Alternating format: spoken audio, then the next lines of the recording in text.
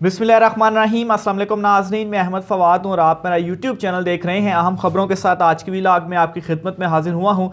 सबसे पहले तो वंस अगेन मैं अक्सर अपने व्लॉग्स में इस चीज़ का जिक्र भी करता रहता हूँ, माजरत भी आपसे करता रहता हूँ। लाइट जो है उसका काफ़ी ज़्यादा इशू है, आज भी लाइट गई हुई है। बहरहाल इसको थोड़ा सा इग्नोर कीजिएगा। ख़बरें चूँकि बहुत ज़्यादा इंपॉर्टेंट थी वो मैंने आपके साथ शेयर करनी थी। एक बड़ी ब्रेकिंग न्यूज़ ये है कि सुप्रीम कोर्ट ऑफ पाकिस्तान में अज़ खुद नोटिस जो सूबाई असम्बलियों में इंतखाबात की तारीख के हवाले से था, इसकी समात आज 11:30 बजे होनी थी, लेकिन 2 मरतबा इसकी समात मुलतवी हो चुकी है। 11:30 के बाद पहले बताया गया कि 12:30 बजे की जाएगी, फिर उसके बाद 12:30 और फिर उसके बाद अब 1 बजे का जो है वो बताया जा रहा है। ताहम अभी जब मैं ये व्लॉग रिकॉर्ड कर रहा हूँ तो 1 बजने में कुछ 5-1 मिनट बाकी हैं, लेकिन अभी तक कोई अपडेट जो है वो इस पर नहीं आ सकी। एक तो इसकी रीज़न बताऊंगा कि आखिर ये जो समात है ये इतनी डिले क्यों हो रही है, सुप्रीम कोर्ट में चल क्या रहा है। दूसरे नंबर पर नाज़रीन, lieutenant general retire Amjad Shoaib जो हैं उनको गिरफ्तार किया गया है और गिरफ्तार करने के बाद उनको एफेट कचहरी में भी पेश किया गया है, जहां पर उनके जिस्मानी रिमांड की इस्तदा की गई है। इस पर भी कुछ डिटेल्स हैं वो आपके सामने मैं रखूंगा। शहबाज की रुखसती के परवाने के ऊपर, बरतरफी के परवाने के ऊपर अवाम ने दस्तखत जो हैं वो कर दिए हैं, इस पर भी कुछ डिटेल्स हैं वो भी आपके सामने रखूंगा। सबसे पहले नाज़रीन आगाज़ में सुप्रीम कोर्ट से ही करूंगा, क्योंकि सुप्रीम कोर्ट ऑफ पाकिस्तान में राव अनवार जो हैं उनका नाम ECL में था, तो उन्होंने अपना नाम ECL से निकलवाने के लिए सुप्रीम कोर्ट ऑफ पाकिस्तान से रुजू किया था, जिसकी समाअत जो है वो जस्टिस इजाजुल एहसन की सरबराही में 3 रुकनी बेंच ने की है। और उनका नाम निकालने के लिए जो दरख्वास्त थी, इस पर वजारत दाखिला को नोटिस जारी करते हुए समाअत जो है वो मुलतवी कर दी है। और आइंदा हफ्ते बुध को गुज़श्ता हफ्ते बुध को राव अनवार जो हैं वो सुप्रीम कोर्ट में आए थे और ज़ाहिर उन्होंने ये किया था कि वो किसी दरख्वास्त के लिए नहीं, किसी से मिलने के लिए आए थे।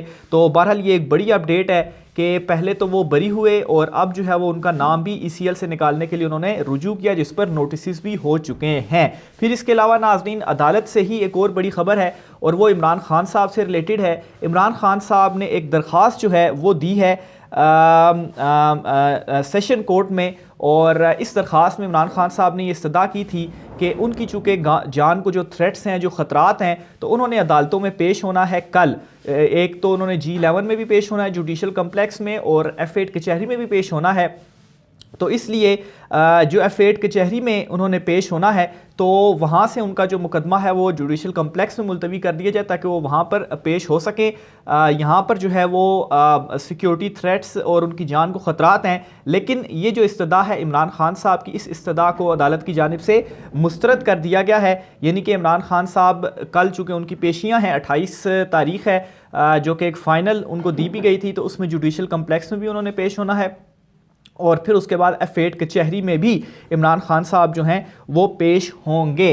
Lieutenant general retired Amjad Shoaib साहब जो हैं इनके हवाले से बड़ी खबर है। रात गए जो है इनको गिरफ़्तार किया गया और गिरफ़्तारी की जो वजूहात बताई जा रही हैं वो ये हैं कि इदारों के ख़िलाफ़ बगावत पर उकसाने का जो एक मुकदमा है, जो FIR है, वो इनके अगेंस्ट दर्ज की गई है। कल इन्होंने बोल न्यूज़ में एक इंटरव्यू दिया था और एक सवाल का जवाब इनकी जानिब से दिया गया था, जिसको इस ज़मरे में लिया गया कि इन्होंने बगावत पर इदारों के ख़िलाफ़ बगावत पर उकसाने के ज़मरे में जो है वो इनका आंसर आता है, तो इसलिए इनको गिरफ़्तार किया गया है। और गिरफ़्तार करने के बाद इनको पहले तो मालूम नहीं था कहाँ पर रखा गया और यहाँ तक भी मालूम नहीं था कि किन की जानिब से इनको जो गिरफ़्तार है वो किया गया। बहरहाल इन्हें फिर इस्लामाबाद पुलिस की जानिब से अब से कुछ देर कबल ही इस्लामाबाद की F8 कचहरी में पेश किया गया है। और यहाँ से जब इस 80 साला लेफ्टिनेंट जनरल अमजद शुएब साहब से एक क्वेश्चन पूछा गया कि क्या आपको अपनों ने उठाया है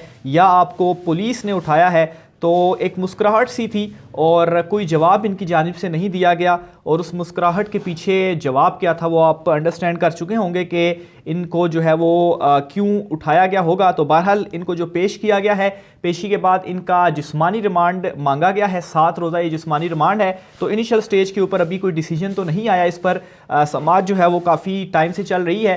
तो बहरहाल इसमें यही है कि 7 रोज़ा जिस्मानी रिमांड तो नहीं, लेकिन 2-3 रोज़ का जो जिस्मानी रिमांड है वो हो सकता है कि इनका मंजूर हो जाए। बहरहाल अगर ये जुडिशल भी होते हैं तो उस सूरत में भी इनको जेल ही जाना पड़ेगा।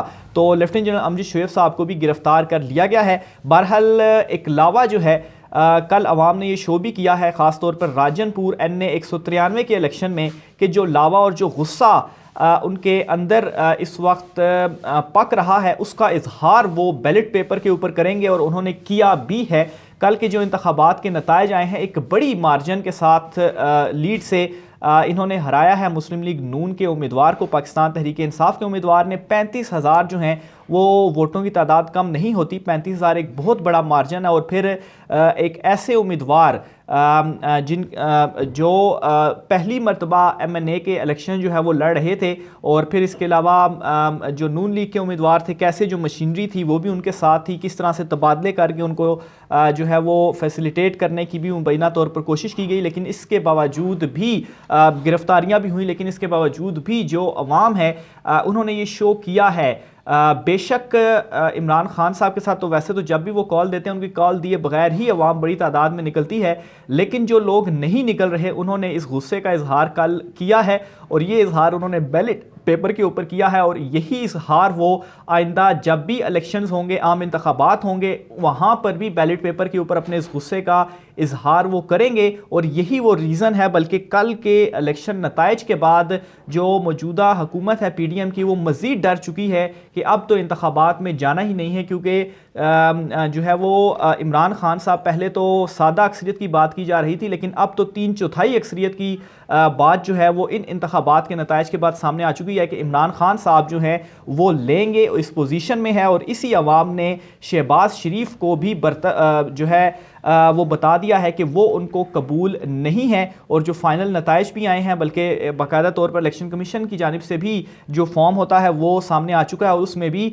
जो ये गैर हतमी नताइज थे, तो जो फाइनल नताइज आए हैं उसके मुताबिक भी 35,000 से ज़ायद की लीड से पाकिस्तान तहरीक इंसाफ के जो उम्मीदवार हैं वो जीते हैं। आखिर में नाज़रीन, सुप्रीम कोर्ट ऑफ पाकिस्तान से एक बड़ी खबर आपके साथ मैं शेयर करना चाहूँगा। सूबाई असम्बलियों में, दोनों सूबाई असम्बलियों में इंतखाबात की तारीख के हवाले से जो अस खुद नोटिस केस की समाअत चल रही है सुप्रीम कोर्ट में, ये सबसे पहले आज मंडे वाले दिन 11:30 बजे शुरू जो है वो होना थी।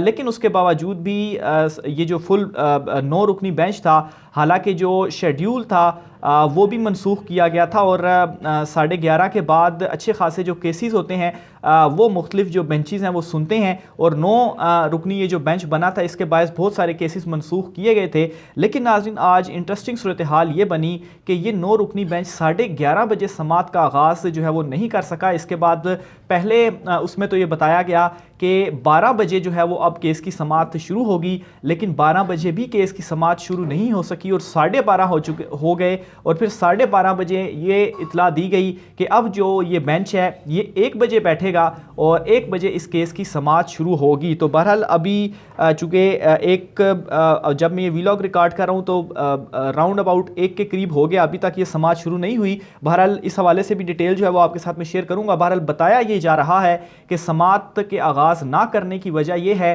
कि कुछ ना कुछ ज़रूर इस वक्त सुप्रीम कोर्ट में चल रहा है, और ख़ास तौर पर एक चीज़ की जानिब बहुत ज़्यादा जोर दिया जा रहा है, और वो फुल बेंच की तरफ जोर दिया जा रहा है, क्योंकि काफ़ी ज़्यादा प्रेशर, दबाव जो है वो डाला गया फुल बेंच के हवाले से कि फुल कोर्ट के हवाले से कि तमाम के तमाम जितने भी जजेस हैं वो इस केस की समाअत करें। तो इसी वजह से ही ये जो डिले है ये मुबैना तौर पर हुआ है, और चीफ जस्टिस की जानिब से ये सोच विचार की जा रही है जजेस के साथ कि जो फुल कोर्ट है वो बना दिया जाए। बहरहाल अभी तक इस पर भी कोई फाइनल डिसीजन जो है वो सामने नहीं आया कि फुल कोर्ट होगा या नहीं होगा, और फिर ख़ास तौर पर 2 जजेस के हवाले से जो एक तनकीद का उनको निशाना बनाया गया कि फुल कोर्ट हो, लेकिन इसमें ये 2 जजेस जो हैं वो शामिल ना हो। तो बहरहाल इस पर पहले भी एक मरतबा मैं आपको बता चुका हूँ कि इस तरह से मुमकिन नहीं है कि आप जो है वो अपने पास से कोई भी इल्ज़ामात लगाएं और उसके बाद जजेस को बेंच से अलहदा कर दिया जाए और आपके अपनी मर्ज़ी के जो जजेस हैं वो केस की समाअत करें। तो इस पर जो एक पिटिशन भी सुप्रीम कोर्ट ऑफ पाकिस्तान में दायर की गई थी जजिस के ऊपर जो तहफ़्फ़ुज़ात का इजहार किया गया था, उसमें भी सिर्फ़ और सिर्फ वो जो नोट या अज़ खुद नोटिस लेने का कहा गया था सुप्रीम कोर्ट के इन दो जजिस की जानिब से चीफ जस्टिस साहब को, उस चीज़ को ही खाली मेंशन किया गया। जो तमाम तरह इल्ज़ामात मरीम नवाज़ ने लगाए थे वो उस पिटीशन के अंदर नहीं थे। तो मेरे ख्याल से इस बेस के ऊपर बेंच से अलहदा होना जो है ये बड़ी कमज़ोर सी पिटीशन है। तो ये भी जुम्मे वाले दिन तो रिजेक्ट हुई थी और आज मंडे वाले दिन भी मेरा नहीं ख्याल कि इसके ऊपर कुछ इस तरह से होगा। बहरहाल फुल कोर्ट की एक जो इतला है वो गर्दिश कर रही है और यही रीज़न बताई जा रही है कि 1.5 घंटा हो चुका है कि 1.5 घंटे ताख़ीर से जो केस की समाअत है उसका आगाज़ के हवाले से कहा जा रहा है। बहरहाल इस पर मज़ीद जो डिटेल्स होती हैं आपके साथ मैं शेयर करता रहूँगा। आज के व्लॉग से इतना ही, मुझे इजाज़त दीजिए। अल्लाह हाफ़िज़।